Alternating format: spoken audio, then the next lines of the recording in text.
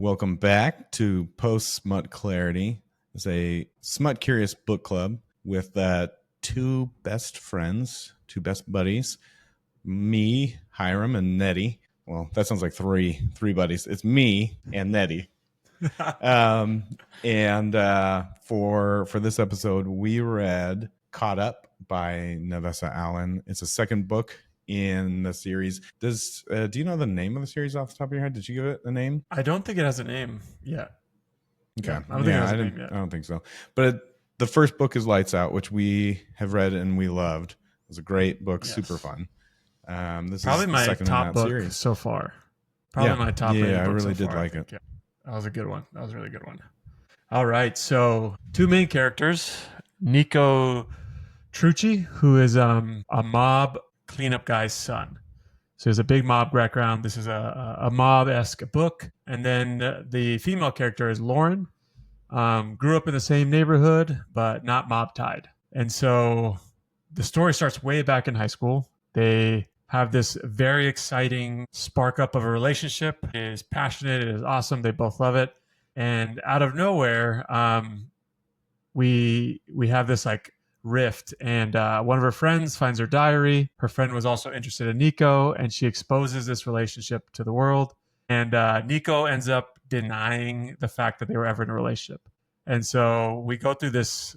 She goes through this spiral of like, Nico abandoned me, my friends have exposed me to the world, and the diary is very explicit, so it makes her look crazy that she had this wild fantasy relationship that never existed. She ends up having to move schools, and so now she has a trust, issue throughout her life because of this big event that happened. On the other hand, Junior, after all this denial happened, we find out that Junior was threatened by Lauren's dad. He threatens him for seeing her. He beats him up and is like, don't talk to my daughter ever again. And Junior's dad, Nico's dad, also does the same. He's like, hey, this is a good thing that it's over now. If you see her again, threatens her safety. So he, could be, mob life. Dunzo. Yeah, it almost like starts a little war, right? A little feud. I think Nico's a little worried about that. Yes. Oh, so although Lauren is not necessarily tied to the mob, Lauren's dad is like tangentially tied to the mob as well. So that's why it's like, this is an issue. And so Nico Jr. is like, hey, I'm out. Like, he just backs off. Although he does have a lot of feelings for her and he does care about her, backs off. And so between then and where the book kind of really takes off, he has been following her. Lauren starts this OnlyFans type page, and he is her first subscriber, her highest paying subscriber, and he's tracking her the whole time. He also destroys the life of the friend that released these diary posts. He destroys her life, puts drugs in her backpack, and she gets caught, and she actually ends up losing scholarships. I think she might even go to jail. I think it's like, it destroys her life completely. The principal that didn't like. Oh, there you go. Yeah. Sorry. Yeah. Go ahead. Say it. Like, no, he like the principal that didn't step in and help like prevent some of the bullying. He beats the shit out of him. And incredible. Causes stages a car accident, right? Isn't that how he covers it up? I think so. Yeah, it's wild. He goes to like very big lengths to like punish anyone who has wronged Lauren. Yeah, and it's like it's wild and crazy, but super sweet when you think about it in the context of the book. You're like, oh wow, like. In the context of the book, I really, like, oh man, yeah, I really screwed you over. However, I'm gonna do all this weird, back alley white knighting. That was really that was for himself, right? Those are those. It was. That's like the masculine thinking of like, I'm gonna do these things to protect you, not what was. Yes, needed. Because jumping forward into the book, and we're already getting into it. We do this every time. I actually love it. She finds out, he tells her, and she's not necessarily happy about it right away. Yeah. And it's because of what we're saying. He white knighted without content or with like her in mind. He did it for his own guilt. And it's actually a good topic we should unpack when we get that deep into the book. But she's a OnlyFans person. She also owns she's partial owner of a sex club. He runs into her. He sparks the relationship again because he's ready to leave the mob and ready to leave his father's like clutches. And that's the story, is him re-sparking the relationship with her and planning how to get out of the mob as well. And that is the love story that comes out of this. There's a lot of sexiness and voyeurism along the way. Super fun, but lots to unpack. Yeah, I'm going to flip the script on you, our script at least. What rating would you give the book? Oh, 0 man. to 10. Good flip of the script. I like it when we switch it up. I give it, man, I wish I remember what I gave Caught Up, because it's in relation, or Lights Out, because it's in relation to that. I think we gave that, I think I gave it like an 8. Maybe it was a 7. I thought I gave it an 8. 7.5, yeah. Yeah, it was high for the story. It was high. Give it a high one. I'm going to give this one a flat 5. A flat 5, because like it's not terrible, but it was lacking, and it could have been more. The potential is why I'm ranking it low. Mm-hmm. I agree. I honestly 4.5 to maybe a 5. I almost did that. It's just so like, it's not poorly written, but the story is very meh. It's just your typical rom-com, like mob movie, and 100%. it's okay. It reads super fast. You flow through it pretty well. Yeah, there are elements of it that are fun. No, I'm going to jump to the next part of this, or the spiciness rating. Honestly, like a 4 or 5 on this as well. There's not anything that is like that made me blush. There's not anything that is that made me, that felt too intense. There's elements that made me think a little deeper about smut and sex, and very specifically voyeurism. Is pretty minor. And very, like, lack of a better word, it's not the right term, but it's like very tropey. Like, just it felt like, I mean, it was still in smut, but like it felt very vanilla compared to Lights Out. Like Lights Out was like blush and heat and passion, and I was like, whew.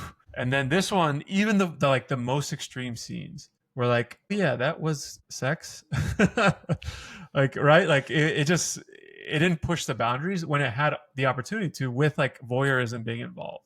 Like there's a sex club, and they don't lean into it enough, I think, or like push it far enough. Yeah. I haven't, I'm probably not the most adventurous person. So this is why I'm saying this. So many of the sex scenes, I'm like, I've done that. That's not that, that's not that. It was too close to reality. Yeah. I was like the situation was the tension that was used, while I feel like Lights Out used the situation and the scene together to make it super extreme. And that was fun. This was like just the situational tension was what was being leaned on. And the sex was very much like, oh yeah, like any of us would do any of those things pretty much. Sex in a confessional, sign me up. Easy. Yeah, like that one, the sex in the confessional and the end voyeur scene is like the two things that were like, oh, now we're like getting a little bit spicy. But other than that, it was barely. Like, all right, cool, thanks. Like the recreation of and like, dude, we're not jumping straight into the sex scenes, but the recreation of their, like, the date that never happened because he, the exposure happened and he, ignored her. That was cute, but not like crazy. Like it wasn't crazy. It was like, wow, they recreated it. It was really cute. It was like a sweet moment that was sexy and fun. Like, but like you and I would do that. That's a normal thing to do, I feel like. Date night. It's date night. That's date night 101. Just do it in a photo booth. Like it's easy stuff, man. We're talking 101. Yeah, I mean, yeah. I was like, I was in a photo booth just recently. Okay, I remember my first photo booth. From this point on, spoiler warning, we're gonna talk much more detailed about the book. So if you don't want spoilers, then cut out now. Lights Out was good. Was really good. It wasn't crazy spicy, but it was there was elements of it that were like, oh, this is weird and fun and adventurous. But the story was really good, and I wanted more of that. Like I wanted a continuation of Josh and Allie, and because I I fell in love with those characters, and I really like them. Yeah, Josh. I mean, Allie. And I really like them. And I think because this is a like a second book in that series, I had expectations that High there would be some expectations. continuation of that. Yeah. And further, like you see Josh and Allie come up in the book several times, and I like their scenes. Those scenes, it's like you get a glimpse of that story again, and that Yes, their what I partnership. want. You're like ready to root for it again. Yeah. Like, yeah. And so you see it and you're like, no, give me this more is of what that. I Like, wanted. Yeah. yeah. Because even like there's like the cat scene, like even his friendship with Nico is like that fun awkwardness that Josh was coming through. And it just, there's not like Nico doesn't deliver that as much. Yeah. Yeah. It doesn't feel as nuanced and like faceted. Yeah. Yeah. Definitely not. So I did take or try to take more diligent notes on this one. So we do like the first real bout of like smut and like a hookup that we get is at the sex club. I think it's the Velvet Room. Yeah, or Velvet Club, sorry. That's right, Velvet Club. This is her club. He does do that cool little power move where she's there with another dude and he's like, "You're in my seat." And the guy's like, "What are you talking about?" And he, uses his little mob mentality and just kind of stands there menacingly and gets the guy, who I guess is kind of nerdy, to get up and leave. And they describe him as like a finance guy. Yeah, or a professor. Like, I don't know, he wore glasses. Yeah. Sorry, not that there's anything wrong with glasses, Eddie. You're not like that. You would have stayed in that seat. I would not have gotten up. Yeah. And then there's this good sexual tension between Lauren and Nico where she's struggling with her internal feelings of like, God, he hurt me and he fucked me up, but my body is drawn to him. Yeah. And then also seeing him in this role, in this position of like watching another couple have sex. Is he going to be into this? Yeah. And he doesn't I'm flinch. really into it. Yeah. And is he going to panic? And he doesn't. And this is kind of funny because this is another scene of like, she's like looking to see if he's getting a boner. She's like, "Oh, you got a bulge in your pants there, sir." Yeah, it is kind of like in Lights Out. Navessa's got a thing. Yeah, I see you, girl. And so Nico, he actually doesn't know that he likes voyeurism. Yeah, and he's unsure watching in his like internal dialogues, like unsure of like, do I like this? Do I not like this? Is this what she's about? Like, there's a bunch of thoughts going in his head. He's kind of rushing a little bit. Yeah. And so he's watching the couple on stage have sex. How did you picture the stage, by the way? Like, is it a square stage in the center and there's like folding chairs around it? I mean, it's not folding chairs, but chairs all around it. Dang, there's a show. Or is it a traditional stage where there's like a like a curtain and they come out from behind and everyone's I out imagine like, it almost like Coliseum style. Like it's like I imagine it, for some reason I imagine like almost round stage and there's like chairs all the way around. Okay, yeah. It felt like it was surrounded, like, because that makes it feel more extreme. If there's like a wall behind you or a curtain, it feels like there's like it's the fourth wall existing. But if you're surrounded, it's just pure visibility. Yeah, so it made it. That's how I pictured. Ultimate voyeurism. I did too. I pictured it like weirdly, like it's like a boxing ring, and yes. You have like stadium seating. That's exactly how I imagine it's stadium seating too. Not like a house would have that, but for some reason in my head it was like stadium. Like there's like 3 rows of stadium seating. Yep. So he's watching this couple. They do foreplay. They hook up. I can't remember. Like he eats her out and then they have sex. But this is where the dude has a Jacob's ladder. The dude on stage has a Jacob's ladder. Jacob's ladder. And as soon as I heard that, I was like, nice. I know what that's about. We've talked about that. Yep. And so anyway, so long story short, he gets into it and he's like really turned on by it. And that is one of Lauren's kinks. Like she really likes voyeurism. Obviously, good connection to her being a OnlyFans or whatever model. And that was like a little test for her. The show ends and she's like, she recognizes she's super turned on. And she's like, I gotta get out of here. Otherwise I'm gonna fuck this guy. And so she gets up and kind of runs away. And then he uses that as a little bit of a like predator prey moment to chase her. And, you know, even like kind of plays into it and says that to her, that he's chasing her. And, you know, she recognizes like her body's reaction is that she's enjoying that, and kind of leads him into this area that is away from everyone else. He gets there, they, you know, gets up to her, they talk, they kind of kiss, and then they hook up. And I think in that first scene, she just sucks his dick, right? I'm not quite remembering. He finger bangs. Sounds so crude.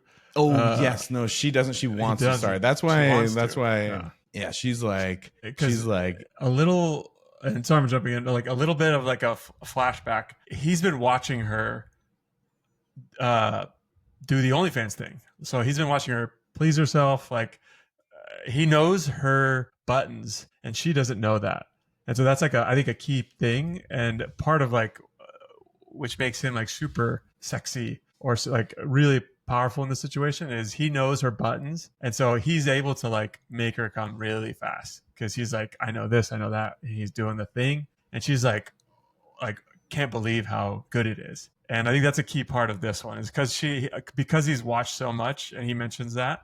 He's like, I know exactly how to do this. And she's like, boom, gets there fast. I think that's a little secret, right? I mean, men, you have your girl send you videos of her getting off, and then you study those videos. Study the videos. Treat it it's like scientifically, sports. Right? It's like tape. Yeah.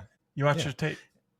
And you learn the ways that you're supposed to touch your girl, and then you apply those things. I mean, you need a playbook. And we're all just blindly stumbling through it now, but there's playbooks out there. Yeah. And so they hook up. He gets her off, and then Lauren's roommates and friends, Taylor and Ryan, come bursting out, and they're like, "Are you okay?" And he's like, they're both like, "Yeah, everything's fine." Lauren's like, "Fine," sends them away. And so we get this little bit of like, okay, she's going to let him back into her life. But, before we move on from that, I'm curious. I want to come back to the voyeurism part, because this I do find really fascinating. There's a sex club here in Portland. There's probably a bunch, but there's one that is more well known. I've never been, but I'm always so curious. You drive by it on the freeway, and I'm always like, what goes on in that place? And there's a level of curiosity that I always have, but there's also this like intense level of taboo of like, I don't know. Also, it seems like I don't know. It seems so far outside of my norm or what feels okay to me, that it's a space that I haven't ever explored. And I think that was the one part of this book that I found a little more interesting. And I wish there was wish it teased it out more, that there was more to it. They didn't lean in to that. And that I totally agree with that. It's like, that was the thing. Like in Lights Out, it was the like scary stalker was the like thing that they leaned into. They did that well. This one, like the thing was voyeurism. The thing was the sex club. And it was a theme in it, but it wasn't like the thing. And I think it almost was like they tried to tie it at the end with, I'm jumping, spoiler alert, we're jumping to the end. They end up doing a scene as like, they were the watched ones. Super fun, super hot. But like, same, back to your initial thing, like I've never been to one either. And same curiosity. I'm like, what is this about? Like, and exact same feelings. And just like, this is just one step, maybe more than one step. It's like, it's just removed enough from my everyday life that I have not ventured yet. And, through my own deconstruction of whatever my past is, I have not made the step to be like, yeah, this is cool. Let's do it. So yeah. And like It does. it's interesting because like it's the voyeurism scene, like while they're there, like there's people having sex like next to them and around them while the voyeurism scene's happening. So it's like there's a little bit of participation, and I was like, whoa, like that's interesting. Yeah. See, I don't think I could be the person on stage. I don't like that seems intense. And to be watched at that level, I don't know if I could get out of my own head, right? I think I would be like, something would happen, something silly, right? Like make a noise, or like my feet would rub on the floor, and I'd be like, "Oh shit, people are watching!" Oh, they're watching. And then I would instantly be like, "Soft." Now I can't get it back. We're done. Show's over, everybody. Sorry. Show's over. Little buddy clocked out. Yep. I agree. I think like I want to be that. Like I want to be like, yeah, no, it's totally fine. But I think I'd be more nervous. I'd be like, oh, like what if I do it wrong, or what if I make a weird noise? Everyone's watching me. It would be a little more nerve wracking. I wonder if you watch, then it becomes a little bit easier to then perform. But I haven't tried. I don't know. Let us know in the comments. Like what? Yeah. How many voyeurs are out there? Be careful. I read the DMs. I read them. That's appreciate the DMs, by the way. Like you guys are awesome. Yeah, it's been pouring out. I love it.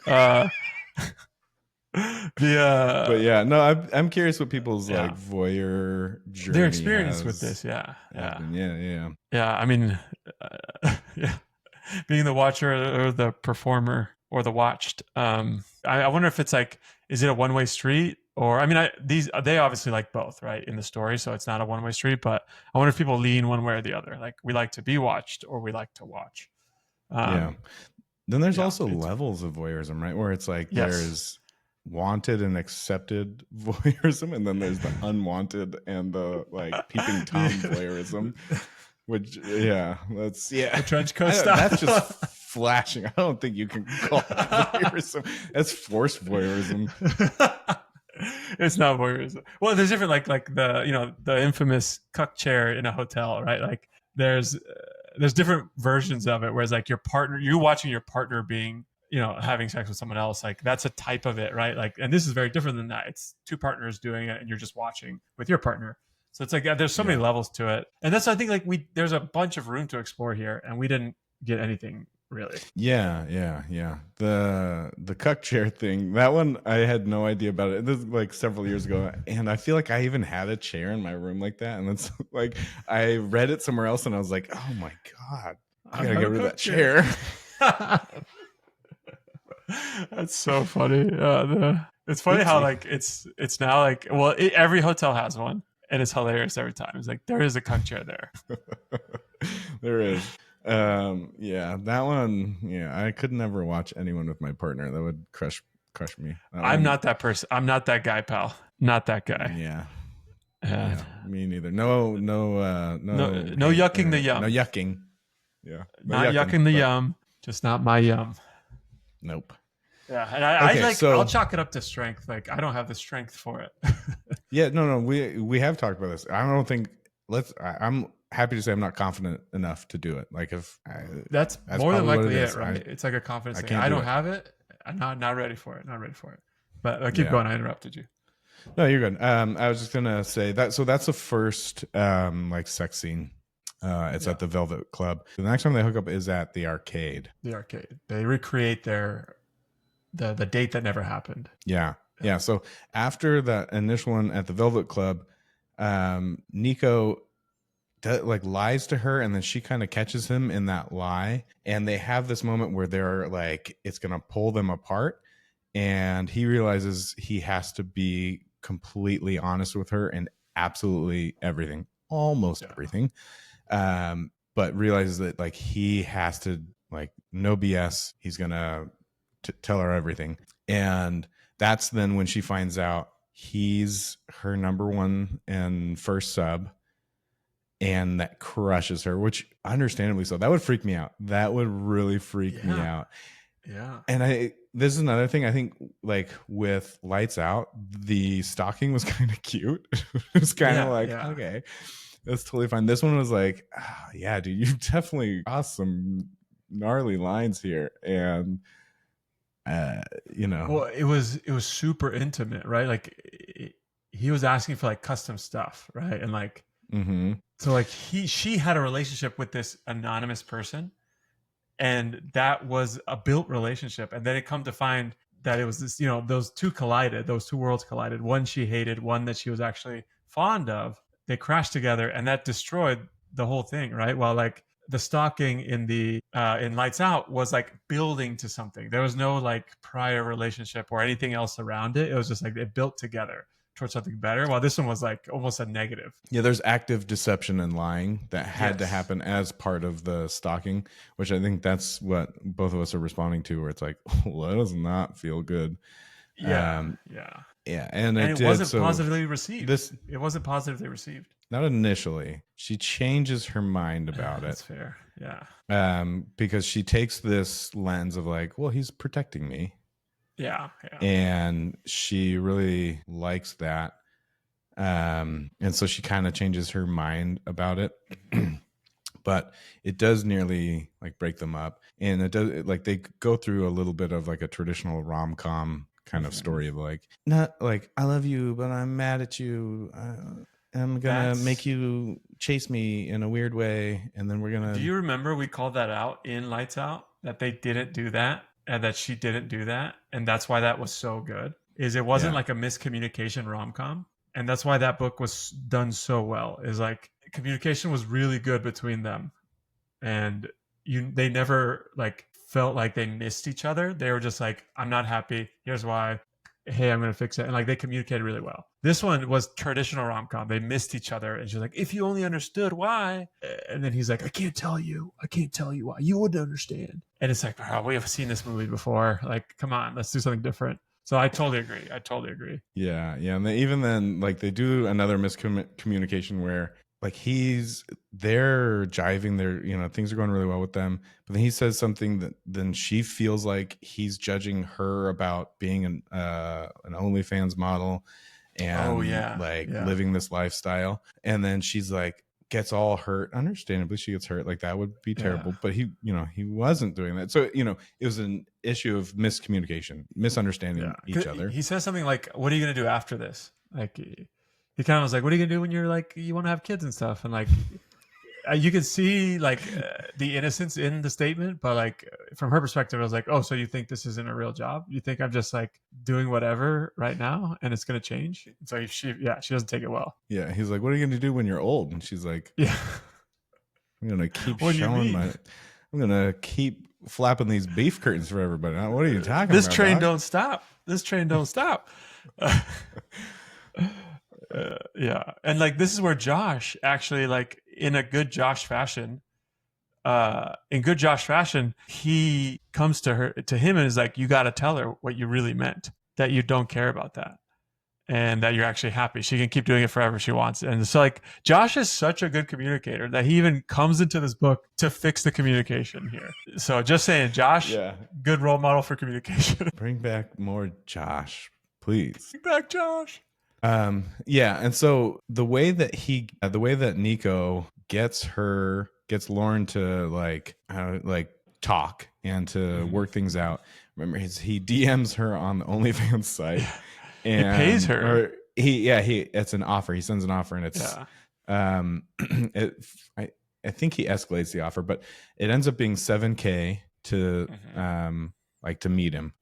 I had such a funny reaction to this because.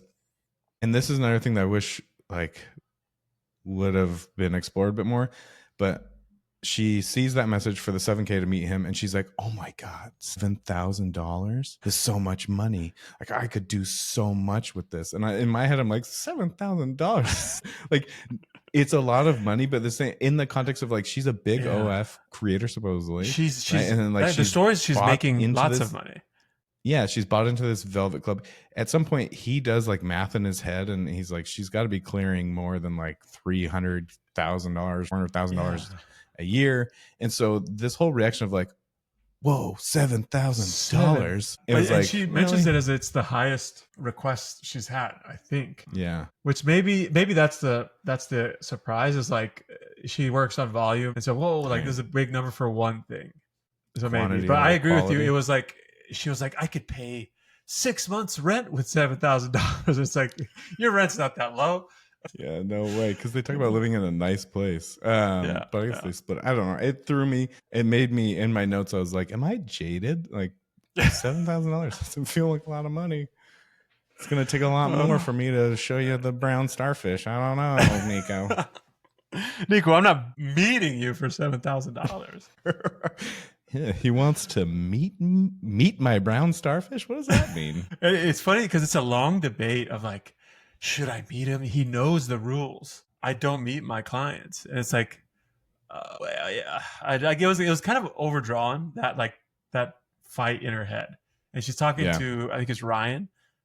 She's talking to them, and is like, yeah, hey, like, should I go? This is a lot of money. Is it worth the money just to take this risk? Is he gonna murder me? He has like she has the whole like spiral moment, and I'm like, you've already had encounters with him. Like, I don't the like fear is not real enough, if that makes yeah. sense. Like, It feels very manufactured fear. And yes, he's in the mob, but he's never done anything scary to her. Like there was never an instance where he had threatened her. I mean, she saw him right, beat up the guy in the club, the yeah, drunk but that dude. was But it after, wasn't it? oh, was it That after was this? after. After That was that? after Oh, this. okay. Yeah, Okay, perfect. yeah. So at this point, she's never seen him even be violent. Mm-mm. So I like, yeah, that fear is kind of interesting, and It seemed yeah, it threw me unfounded because off. like I know I keep going back to Lights Out, but like the fear was real there because she didn't know who this dude was. She had no context at all, and so everything was scary. Every encounter was maybe death. While this one, like, it's not the same. Like they grew up together. They lived in the same neighborhoods. Like their mom and grandma know each other. Like there's a lot of familial connections here that makes it not as unsafe as like the last story. So that was a little disappointing to me because it was way drawn out for something that like yes, it was appropriate to be afraid and not want to go. That was appropriate. Not trying to say like she should have just been like, yeah, I'll meet you, $7,000, great. But the way it was drawn out was like, he's not going to kill you. Like, just take this $7,000 and go give him a high five and then leave. High five being a euphemism. Yeah, yeah. I don't know. But she does accept, and she goes and meets him. And again, and this is the kind of cutesy little another rom-com kind of scene. I just remembered something. Sorry.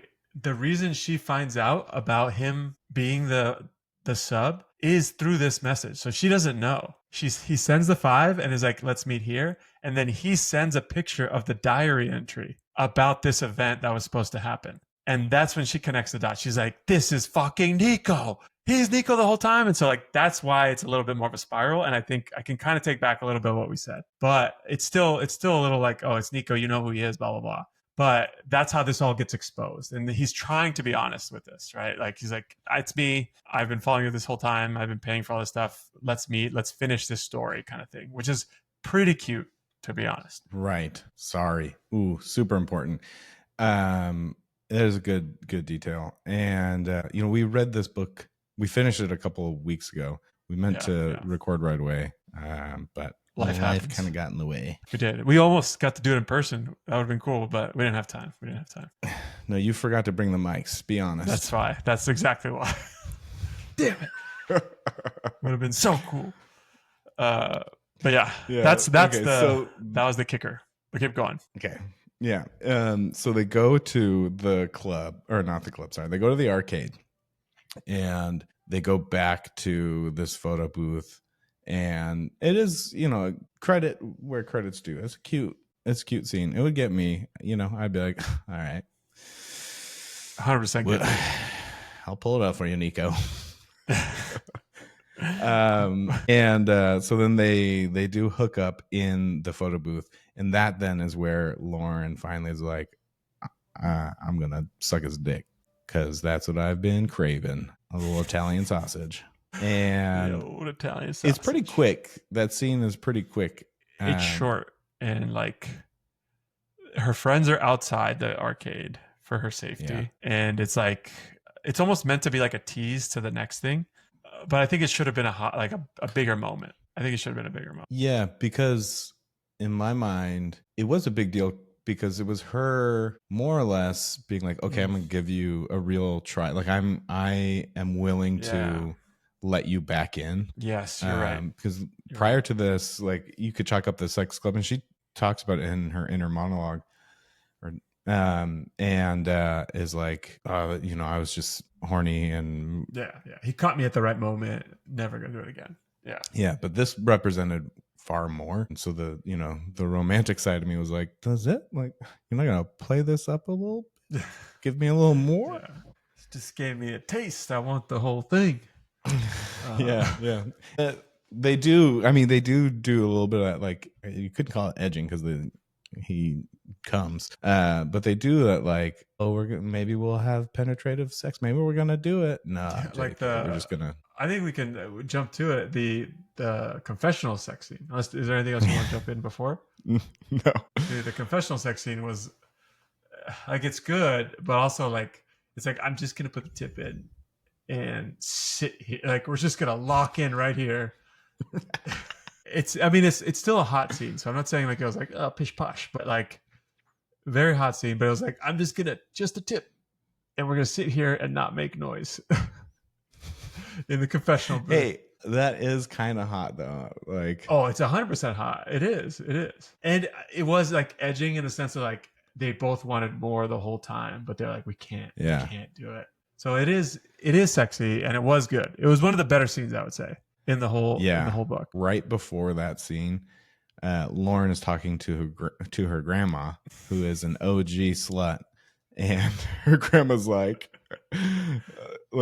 you gotta have your hoe phase, when you get married, you got one penis for 50 years. Be a slut when you still can. She was like, I loved your grandpa, but you gotta have a hoe phase before you get locked down. Her grandma sees her right after they hook up in the confessional, and she's like, I see you took my advice. And Lauren's like, no, what? No, she's like, you're glowing. She was a real one. Grandma was a real one. She had like hand marks. Marks, around her neck. Yeah. Like hickeys or something. But that's the most disappointing part about the book is like that was probably the sexiest sex scene. Mm-hmm. And it was like sexy and exciting because of the context, but there's like voyeurism and other things happening, and none of those were as sexy as this one. Yeah. No, I agree. So they technically have sex there. That's the first time that they do have sex. And then the next time that they hook up is at her house. They go into her room, and he all of a sudden is like, has these like flashback moments of like seeing and recognizing things where he's like, oh my God, this is the room that she shoots all the content in. And, essentially it's like, I have seen her doing all kinds of things here in this room, and I have jacked off to her probably 100, hundreds of times. And so he's like really, really turned on. But in this scene, she says something really interesting that is an insight into like the female sexuality and mind that I wouldn't have thought of or picked up otherwise. She talks about being able to have sex and come in her room where it's just the two of them, and there's no camera, there's no content being created, there's nothing where she has to show up in a very performative way, or where she has to be like on and looking a certain way, that she can just be herself, and she is vulnerable and calm and relaxed in a whole new way that she hasn't been, I guess ever, maybe, I don't know. Yeah, that's what I think I'm disappointed in the book for, is like, that is a cool concept to explore deeper. This idea of like being viewed and not being viewed, again, back to the voyeurism, like that's a cool thread that's underlying throughout the book, and it's not like brought out enough, because like she's having these like deep feelings of like, I like this is almost more vulnerable because I'm not being watched, I'm not being performative, and she's feeling intimate because of that, and like that's an interesting concept. And I think it could have been explored a lot deeper, and I would have enjoyed that. I would have totally enjoyed that. Yeah. There are elements of like a sex worker's life that could have also been explored that I think would have been unique and interesting. Again, these things don't have to be inserted in the book. I think there's this literary part of my brain where I find it interesting and I want to know more, and so I kind of go down this path of where I want it inserted in. I put it on the full critic hat. Like I was like, this is literature, and I'm going to give my 2 cents. I think that's fair. We're here to read and experience it and share thoughts. It just, none of this is meant to be that like, oh, this is how it should it be, or it's bad because it's not this way. Not at all. Okay. And after that one in the room, really like the last sex scene is the one in the club. And it's the one where so time has passed. They're all, they're together. Everything's been resolved. Josh and Allie are the ones who really do make it possible for Nico and Lauren to be together. They're now like couples friends. And Nico and Lauren are having sex on that stage, and he starts it out with bondage. Like she's not prepared really for him to like tie her up as much as he does. And she really then gets into bondage in that moment. And there's something that Navessa Allen had written that threw me off in here that really bothered me, and it's Lauren's perspective, and she's looking at Nico, and he has his shirt off, and maybe this happened earlier in the book, I can't remember, but in my notes it's right at the scene. She sees how like strong and muscular he is, and she's like, he gained his muscles the hard way, not lifting in the gym. And I'm like, that is the hard way. What do you mean? What's easy about that? How else are you gaining muscles? Like lifting dead bodies and carrying dead bodies around? The hard way, by carrying dead bodies. Gaining muscle in the gym is hard in and of itself. I don't know what to tell you. The accomplishment is the accomplishment. Don't knock where it happened. Yeah, I felt attacked. All right, I've been working so hard in the gym. Oh, God. Attacking gym rats. Not cool. Not cool, Vanessa. Busters. A bunch of busters. Yeah, that was... Man, I think, and again, the critique is not that there was a bad book. The critique is that it could have been a great book. I think that's really the sadness or disappointment, not sadness. Because I think it was a good book. I think the story moved, like we talked about earlier. Like it wasn't bad. Sections were still fun. There's still like some hot and bothered moments, but it could have been notched up just enough to tie it back to the old book. Not to tie it back, but to make it on par with the old book. And yeah. That was the bummer. That was the bummer part. I am worried about the third book because they tease it being about Tyler and this girl. No, this is so unfair of me, but I feel like it's not going to be good. It's going to keep spinning off, which like we want Josh and Allie. That's what we're craving. And I get the fear there though, because like the experience was had. How do you remake that magic? So I understand that fear. But their chemistry was so good. Yeah. I don't know. End it, I guess. Make I mean, it could be about someone that's just not in the same world as Josh and Allen. Whole new story. Completely. Whole new story. I don't know. She knows what she's doing. I know. She's making the money and writing these great books. So we're just a bunch of idiots talking about it. But good luck on the next one. Hopefully you can really bring it home. I wonder what she's going to like. So stalking and like mask play was the first one. No, this one was more like voyeurism and motorcycle helmets. Yeah. It's a very small piece, but I feel like they like the first one was like the mask was the key feature of Josh, and Nico's key feature is his motorcycle mask. 100%. Yeah. And it's part of the cover. It's like in like those are the things that are showing up. Yeah. I would say voyeurism and sex clubs. Like that was the thing here. Yeah. I wonder what Tyler's thing is going to be. And I really hope it's not light stalking. Like they need, something new. Go full stalking or something new. Yeah. Go wild. Yeah, let's do something weird. Let's get weird. Fucking weird. We're expecting weird here. We're expecting weird. And I hope she can deliver. We'll listen either way, right? I mean, yeah, for sure. Let's be honest. Oh, we're here to listen. We'll get the tiny bit of Josh and Allie that she'll serve up. Just a little tease. She's just edging us. We're getting book edged. We'll never climax. We'll never climax. Never again. Please. There's going to be an orgasm imbalance after this. That was a funny little thing that they said in the book. I like that one. I was like, orgasm imbalance. Orgasm imbalance. Oh, it's so funny. And like, she tried to parallel, I think, Josh and Allie a little, because like Josh and Allie are cat people, and the cats are a little bit of the story. And Lauren has a dog, and Nico's a dog person. He actually doesn't understand cat people. And so I was like, it's cute, and I kind of like it, but it's just like it's not quite hitting for me personally. Yeah, a little formulaic. Yeah. But I'm still rooting for her. I still think she's a great author. I still think she has it, and I think she can knock it out. Let's see number 3, and let's see what happens. She does write inner monologue really well, and she does write a male perspective well. She is. I think that's another part of it is I hold her in my mind as like a very good author.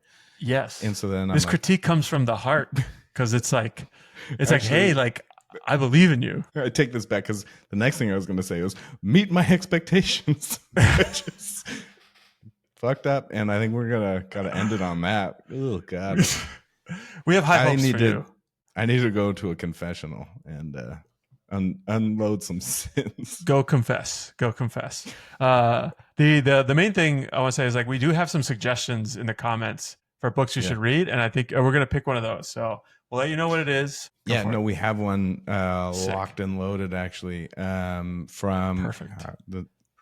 that author that had reached out. Yes, we're going to read. We're going to tell you what it is. We're reading your book. We'll post about it, and you'll know. I'm excited. And please, authors and non-authors, give us suggestions. We're well in our journey. We'd love suggestions. So please hit us up. Comment, like, subscribe, all the above. Don't comment, don't like, don't subscribe.